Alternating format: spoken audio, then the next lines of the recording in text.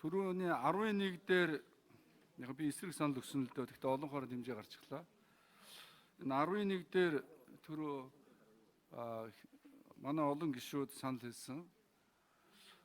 11-ийн 16 25 дугаар зүйлийн 1-ийн 7-гийн заалт дээр энийг бол засвартайгаар оруулахаар л олон гишүүд хэлчихлээ шүү дээ. Даваалсан гишүүд хэллээ, мөнх хөргөл гишүүд хэллээ. Тэгэхээр энэ дээр бол Монгол улсын хөгжлийн гол цөм болсон эдийн засгийн хөгжил маш чухал байгаамаа. Энийг одоо олон жил ярьж байгаа. Тэгээ эдийн засгийн хөгжлийн нийгмийн хөгжлийг одоо урт тунд хугацааны хөгжлийн нэгдсэн бодлоготой. Сая бол нэгдсэн бодлоготой төлөвлөгөөтэй гэж бас яриад байгаа. Гэхдээ урт тунд хугацааны хөгжилтэй, за бодлого төлөвлөлтийг тогтвортой, залгамж чанартай хэрэгжүүлэх төрийн захиргааны төв байгуулахтай болоё гэж. Ерөөсөө энэ төрийн захиргааны төв байгууллагыг үндсэн хуулинд орж болохгүй гэж яриад байгаа. Гэхдээ Монгол улсын аюулгүй байдал тусгаар тогтнолын гол судас нь бол эдийн засгийн хөгжил, ажилгүй байдлын ядуурл, өнөөдрийн байдал ямар байгаа вэ? Тэгэхээр эдийн засгийн хөгжлөггүйгээр улс орны хөгжлийг өнөөдөр ардчил шударга ёс одоо юу ч яриад хэрэггүй л дээ.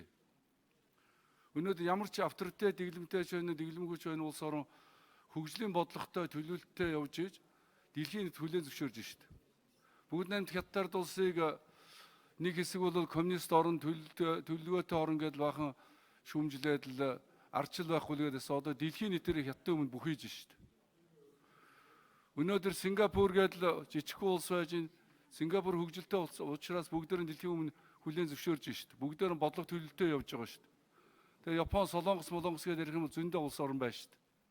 Тэр ч байдгаа Хонконг гээд бүгд найрамд хятад улсын нэг дотор нь жижигхэн өөрийнх нь улсын нэг хот байгаа шүү дээ.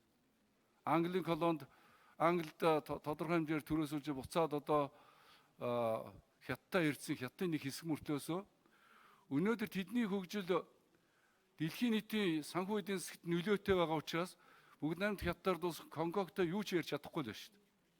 Тэгэхээр тусгаар тогтносон Монгол улсын хөгжлийн хүлээн зөвшөөрлөд дэлхийн нийт хүлээн зөвшөөрлөх гол үндсэн үндэс нь бол эдийн засгийн хөгжил байх хэрэгтэй юм байнамаа. Тэгэхгүй бид одоо дэлхийн бусад улс орнуудтай харьцдаг, ярьдаг, бидний ганц хийж ярьж чаддаг юм бол ардчлал гэж ярьдаг.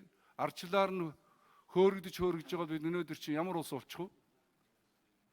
1990 оноос хойш Монгол улсын өнөөдрийн хөгжил, өнөөдрийн хүн амын нөхцөл байдал, энэ хар тамхи, халдвар төвчин, утаа энэ бүх юм чинь энэ эдийн засгийн хөгжилтэй холбоотой юм биш юм уу?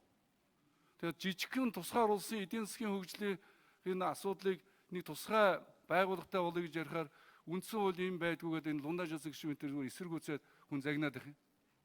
Энд чинь бас ордог юм ордгүй юм гэж бас байна шүү дээ. Монгол улсын ялангуяа хоёр том хөршийн дунд байж байгаа улс бол бидний аврах ганц юм бол эдийн засгийн хөгжил.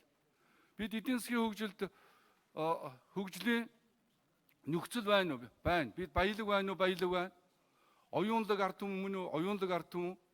Бид түүхтэй шаштртай гэх юм бол өнөөдөр бид түүх шаштраараа мандайлж байгаа орс шүү дээ.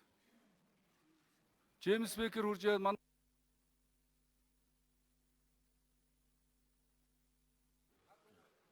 За хөөхөлөх гişүүд канаподор